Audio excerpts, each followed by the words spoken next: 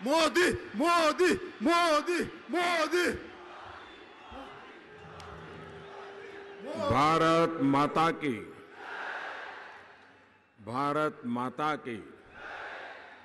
शिर्डी साईं बाबाच्या सानिध्यात असलेला या नगरीला माझा नमन। महाराष्ट्र आणि अहमदनगरच्या सर्व बंधू भगिनींना उद्याच्या श्रीराम नवमीच्या खूप खूप शुभेच्छा। कुछ समय पहले जब मैं आपके बीच आशीर्वाद लेने आया था, तब आपने जितना प्यार दिया था, आज उससे भी अधिक स्नेह मैं इस समय महसूस कर रहा हूं। और ये मेरा सौभाग्य है। मैं आज आप लोगों से एक शिकायत करना चाहता हूं। करूं क्या? बुरा तो नहीं मानोगे ना? अरे चुनाव है भाई, कोई बुरा मान जाए तो मुसीबत हो जाए। बुरा नहीं मानोगे ना? करूं शिकायत? पक्का? प्रॉमिस? देखिए, मैं 5 साल पहले इसी तारीख को आपके बीच में आया था, लेकिन उस समय आधे लोग भी नहीं थे। और आज क्या कारण है? डबल से भी ज्यादा लोग हैं।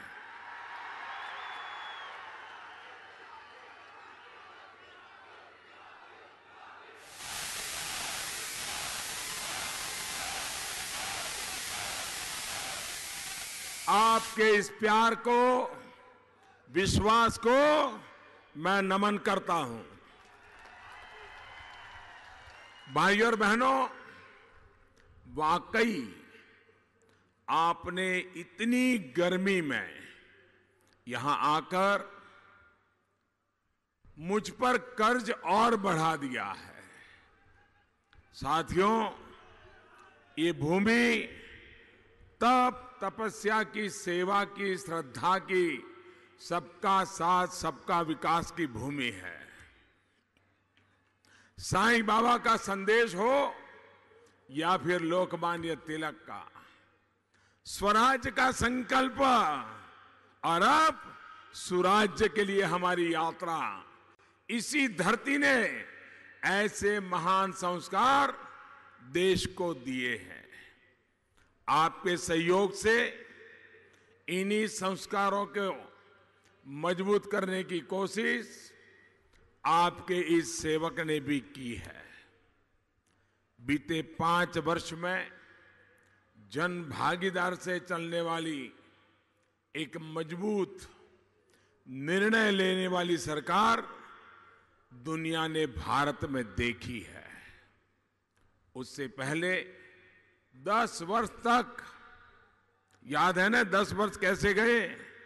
रिमोट सरकार के 10 वर्ष कैसे थे, याद है ना? हर दिन अखबार में खबरें क्या आती थी? हर दिन घोटाले, घपले, फैसले न लेना। सरकार को भी दुनिया ने अच्छी तरह परखा है। आज दुनिया भारत को महाशक्ति के रूप में अनुभव कर रही है। तो बीते 5 वर्ष की आपकी मेहनत का परिणाम है। अब आपको तय करना है, जब इस बार आप वोट देने जाएंगे, आप देश का फैसला करने जा रहे हैं। देश किस दिशा में जाएगा, इसका फैसला करने जा रहे हैं। तब आपको तय करना है कि अब देश में ईमानदार चौकीदार चलेंगे या भ्रष्टाचारी नामदार। हिंदुस्तान के हीरो चलेंगे या पाकिस्तान के पैरवीकार। साथियों, एक तरफ कांग्रेस और एनसीपी की महामिलावट की खोखले वादे और दूसरी तरफ एनडीए की महायुति के बुलंद इरादे पर अगर आप नजर डालेंगे तो आपको तय करने में और आसानी हो जाएगी। जब कांग्रेस एनसीपी की सरकार थी तो देश सिर्फ गाँव ही झेलता था। कभी मुंबई में बम धमाके, कभी यहां पड़ोस में पुणे में धमाके होते थे। आज आए दिन हम उस समय बम धमाके देखते थे, आए दिन होते रहते थे। कभी ट्रेन में धमाके, कभी बस में धमाके, कभी स्टेशन पे धमाके। उन बम धमाकों में कौन मरता था? इन बम धमाकों में कौन मरता था? इन बम धमाकों में कौन मरता था? हमारा किसान, व्यापारी, विद्यार्थी, नौकरी पेशा, मजदूर, यानी हर किसी की जान पर संकट था। 5 वर्ष में आपने इस चौकीदार की सरकार भी देखी है। अब वो बम धमाके कहां गए? साथियों, इस चौकीदार ने आतंक के सरपरस्तों में ये डर बिठाया है कि उनकी एक भी गलती उन्हें भारी पड़ जाएगी। ये चौकीदार उन्हें पाताल से भी खोज करके निकाल लाएगा और उन्हें सजा देगा। भाई और बहनों, याद करिए, पहले जो सरकार थी वो पाकिस्तान के सामने, दुनिया के सामने कैसे कमजोर लगती थी। हमारे जवान बदला लेने की मांग करते थे, लेकिन सरकार को सांप सूंघ जाता था। चौकीदार की सरकार पाकिस्तान में आतंकियों के घर में घुसकर मारने के लिए अपने सपूतों को इजाजत देती है। घर में घुसकर मारना चाहिए कि नहीं मारना चाहिए? मारना चाहिए कि नहीं मारना चाहिए? अब भारत ने दुनिया के सामने दुहाई देना बंद कर दिया है। आप मुझे बताइए, आप इस मजबूत भारत से खुश हैं? घर में घुसकर आतंकियों को मारना की नाती आपको मंजूर है?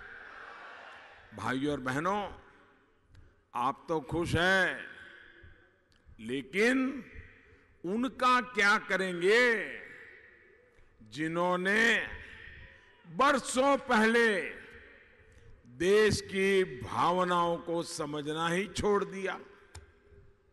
साथियों, इस बार तो हद ही हो गई है।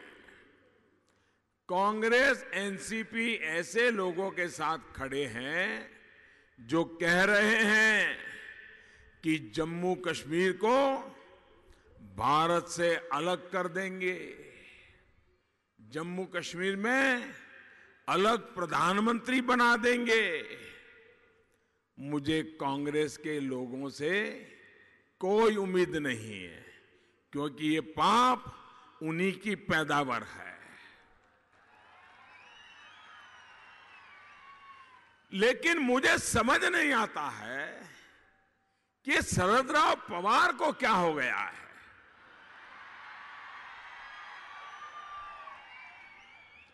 अरे शरद राव, आपने तो देश के नाम पर कांग्रेस छोड़ दी थी, कांग्रेस को तोड़ दी थी।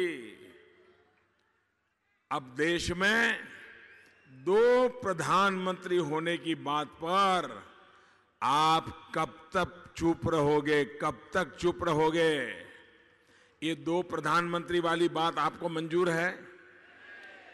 जिस कश्मीर के लिए देश के हजारों जवानों ने बलिदान दिया, क्या वो कश्मीर के टुकड़े होने देंगे?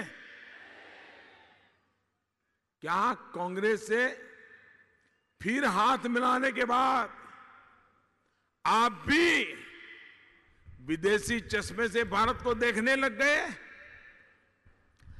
अरे शरद राव, आपकी पार्टी का नाम तो राष्ट्रवादी रखा है आपने। क्या ये नाम भी जनता की आंख में धूल झोंकने लिए डाला है क्या? आपके साथी खुलेआम भारत में दो प्रधानमंत्री होने की बात कर रहे हैं। अरे छत्रपति शिवाजी की धरती के होकर आपको नींद कैसे आ रही है शरद राव? भाई और बहनों, कांग्रेस जम्मू कश्मीर से सेना को हटाने की बात कर रही है। कांग्रेस कह रही है कि जवानों को मिला विशेष अधिकार हटा देगी। मैं महाराष्ट्र और देश के फर्स्ट टाइम वोटर से भी पूछना चाहूंगा, जो पहली बार 21वीं सदी में पैदा होने के बाद इस बार देश की सरकार के लिए वोट देने के लिए जाने वाले हैं, जिन्होंने 18 साल पूरे किए हैं, मैं उनसे अपील करना चाहता हूं, क्या देश की सुरक्षा पर पहले की सरकारों का कमजोर रवैया ये मेरे नौजवानों को मंजूर है? मंजूर है? क्या राष्ट्रीय सुरक्षा से समझौता इन लोगों को मंजूर है? क्या 21वीं सदी का भारत ऐसे कमजोर देश के तौर पर होनी चाहिए? भाई और बहनों, जब देश सुरक्षित रहेगा तभी हर देशवासी का हित भी सुरक्षित होगा, देश का भविष्य सुरक्षित होगा। मुझे खुशी है कि पूरा देश राष्ट्र रक्षा के लिए एक सुर में बात कर रहा है। यदि विश्वास मेरी ताकत रहा है, जिसके दम पर मैं बड़े और कड़े फैसले ले पाया, बड़े संकल्पों को पूरा कर पाया। साथियों, पिछले 5 सालों में महाराष्ट्र के लाखों गरीबों को अपने पक्के घर मिले, हर घर में बिजली मिली, घर घर में शौचालय बने और हमारी माता बहनों के मुझे विशेष आशीर्वाद है, ऐसे परिवारों में जो गैस के चूल्हे के लिए इंतजार करते थे, एलपीजी गैस का कनेक्शन भी मिल गया।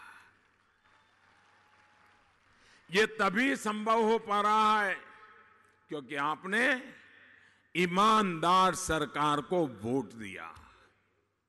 जो हमारे गुमंत समुदाय है, जैसे कि हमारा बंजारा समाज है, वो अलग अलग कारणों से एक स्थान से दूसरे स्थान आते जाते रहते हैं। इस समाज को सरकारी मदद सही तरीके से मिल सके, इसलिए आयोग बनाने का ऐतिहासिक फैसला भी आपके वोट के कारण ही हो पा रहा है। आज स्वरोजगार के लिए करोड़ों युवा साथियों को अगर बैंक से बिना गारंटी का लोन मिल रहा है, तो उसके पीछे भी आपका वोट है, आपके वोट की ताकत है।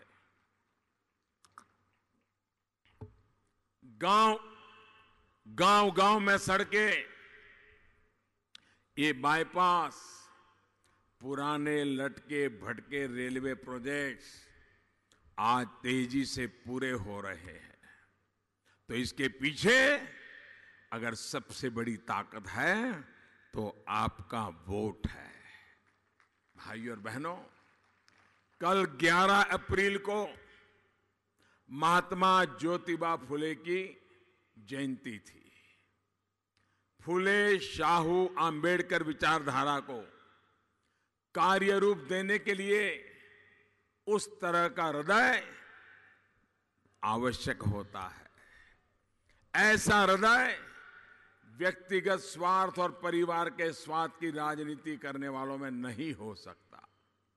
इसी सोच के साथ हमारी सरकार शेतकारी समाज की भी छोटी छोटी दिक्कतों का ध्यान रख रही है। पीएम किसान सम्मान योजना के तहत सीधे बैंक खाते में रुपया जमा करने का काम भी जारी है। लाखों परिवारों के खेतों में, उनके खाते के अंदर, ऐसे परिवारों के खाते के अंदर पैसा पहुंच चुका है और बाकियों को भी जल्द ही जल्द पैसा पहुंच जाएगा। साथियों, भाजपा एनडीए ने इस बार बड़े संकल्प लिए हैं। मई की 23 तारीख के बाद जब फिर मोदी सरकार आएगी, एक बार फिर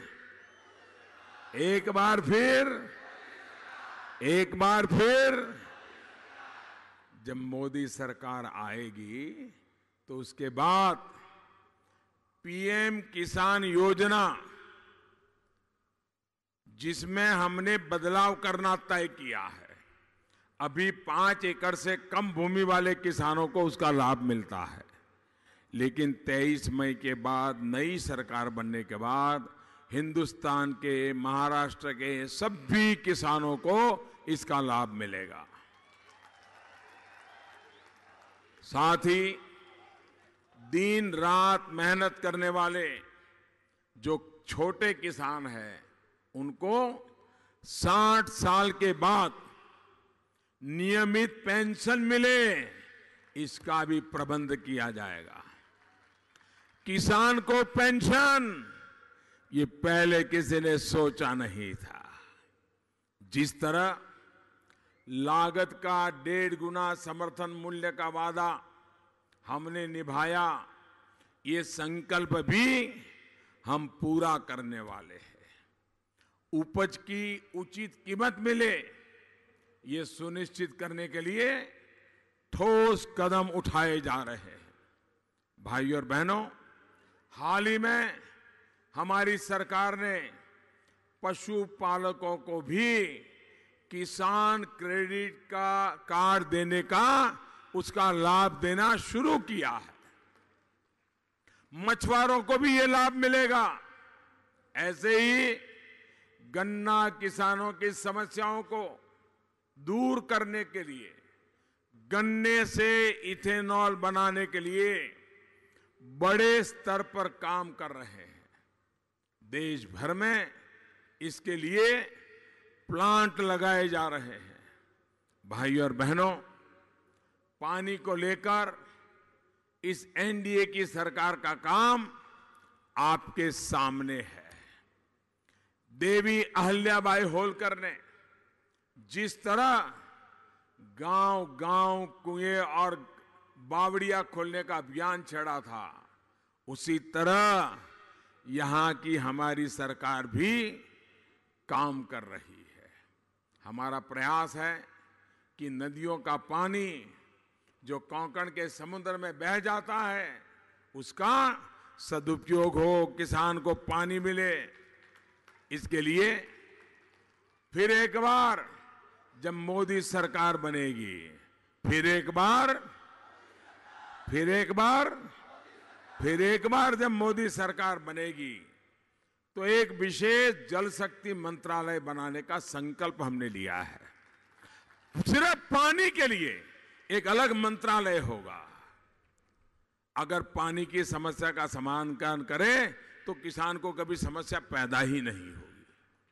इसके माध्यम से देश की नदियों का या समंदर का पानी कैसे कैसे उपयोग में लाया जा सकता है, टेक्नोलॉजी के द्वारा लाया जा सकता है, डिसैलिनेशन किया जा सकता है, इसके लिए काम किया जाएगा। साथियों, एक तरफ हमारे संकल्प है, वहीं दूसरी तरफ कांग्रेस एनसीपी के ढकोसले हैं। एक तरफ पानी के लिए महायुति सरकार के काम है, तो दूसरी तरफ कांग्रेस सरकार में हुए घोटाले और अजीत परिवार के शर्मनाक बयान है। ऐसे ही अपराधों की वजह से देश के लोगों ने कांग्रेस का मन और कांग्रेस की नीयत को अच्छी तरह जान लिया है, पहचान लिया है, और इसलिए अब जनता ने ही नया नारा दे दिया है, कांग्रेस हमेशा के लिए हटाओ। कांग्रेस हमेशा के लिए हटाओ, तभी देश में गरीबी दूर होगी। कांग्रेस हटाओ, तभी देश आगे बढ़ेगा। कांग्रेस हटाओ, तभी देश में आधुनिक इंफ्रास्ट्रक्चर का निर्माण होगा। कांग्रेस हटाओ, तभी देश में सबका साथ सबका विकास हो पाएगा। कांग्रेस हटाओ, तभी देश में घोटाले और भ्रष्टाचार से भारत मुक्त हो पाएगा। भाइयों और बहनों, इस बार आपका एक एक वोट महायुति के समर्थन के साथ ही कांग्रेस और उसके साथियों को सजा देने के लिए भी होना चाहिए। याद रखिएगा, ये भारत को लूटते रहे हैं, महाराष्ट्र को लूटते रहे हैं। ये लोग गरीब किसानों के दुश्मन हैं, महाराष्ट्र की जनता के दुश्मन हैं। हर देशवासी की आकांक्षा उनके लिए आंख में खटकती है। इस चुनाव में भी कांग्रेस ने जिस तरह तुगलक रोड चुनावी घोटाला किया है, वो देश देख रहा है, हमारे नौजवान वोटर देख रहे हैं। मालूम है ना तुगलक रोड चुनावी घोटाला? नहीं है ना मालूम? ऐसी बातें अखबार में जरा कम आती है, लेकिन टीवी पर आपने नोटों के बंडल देखे होंगे। तुगलक रोड ये दिल्ली के अंदर एक रोड है, उस पर एक बड़ा शानदार बंगला है, उस पर एक नेताजी रहते हैं, और वहां कैसे कैसे खेल खेले गए उसका कच्चा चिट्ठा निकल करके बाहर आए। और क्या है, मध्य प्रदेश से बोरे बोरे भर करके रुपये वहां आए, और जो पैसा गरीब बच्चों को कुपोषण से बचाने के लिए मध्य प्रदेश सरकार को भेजा गया था, वो पैसा लूटकर कांग्रेस चुनाव में लगा रही है। ऐसे भ्रष्टाचार को माफ करेंगे? क्या भ्रष्टाचार को सहन करेंगे? अभी तो मध्य प्रदेश की सरकार अभी अभी बनी है, और इतने दिनों में उन्होंने बिल्कुल चारों तरफ से जमा करना शुरू कर दिया। उनकी आदत जाती ही नहीं है। दिल्ली के तुगलक रोड में बोरा भर भर के मिल रही नोटों की गड्डियां कांग्रेस की असली पहचान है। भाइयों बहनों, ये चौकीदार चौकन्ना है, ये चौकीदार ईमानदार है, और तभी तो इन चोरों को पकड़ पाया। भाइयों और बहनों, इतिहास साक्षी है कि भारत में स्वराज की परिकल्पना सबसे पहले छत्रपति शिवाजी महाराज ने की थी। मेरी आकांक्षा है कि स्वराज्य स्थापित करने के एनडीए के काम को आगे बढ़कर शिवाजी महाराज के सपनों को पूरा करने के लिए पूरी ताकत से जुट जाएं। महाराष्ट्र के सभी साथियों से मेरा आग्रह है कि केंद्र में मुझे मजबूत करने के लिए कमल के निशान पर बटन दबाइए। जहां हमारे महायुति के मेंबर लड़ रहे हैं, धनुष बाण उनके लिए बटन दबाइए। और जब आप कमल पे बटन दबाएंगे, धनुष पर बटन दबाएंगे, आप विश्वास रखिए वो वोट सीधा सीधा मोदी के खाते में जाएगा। आपका एक वोट इस चौकीदार को मजबूत करेगा, खोटी नीयत वालों को दूर करेगा। अब आप एक संकल्प लीजिए, मैं बोलूंगा उसके बाद आपको भी बोलना है। बोलेंगे? बोलेंगे? आपको बोलना है घर घर में चौकीदार। क्या बोलेंगे? घर घर में चौकीदार। बोलेंगे? पूरी ताकत से बोलेंगे, दोनों मुट्ठी बंद करके बोलेंगे। इधर वाले भी बोलेंगे, ये भी बोलेंगे, पीछे वाले भी बोलेंगे, ये मंच वाले भी बोलेंगे, सब बोलेंगे। भ्रष्टाचारियों होशियार, भ्रष्टाचारियों होशियार, भगोड़ों पर कानून की मार, बंद हुआ काला कारोबार, देशद्रोहियों पर कड़ा प्रहार, आतंक पर आखिरी बार, दुश्मन हो जा खबरदार, घुसपैठिए भागे सीमा पार, टूटेगी जात पात की दीवार, वंशवाद की होगी हार, दागदार पे भारी कामदार। बहुत बहुत धन्यवाद। मेरे साथ बोलिए भारत माता की, भारत माता की।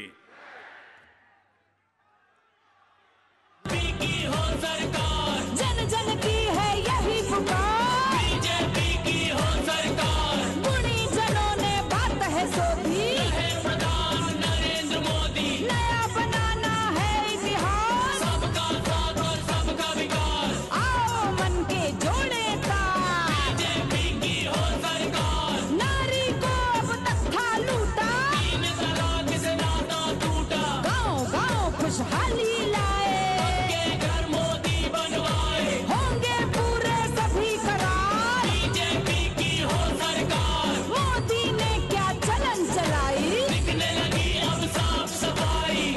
बली का भेद मिटाओ, एक साथ सब मिलकर आओ, नफरत की तोड़ो दीवार, बीजेपी लाओ सरकार, चौड़ी छाती वाला। सर्वांचे मी महायुतीच्या वतीने जाहीर आभार मानतो आणि सभा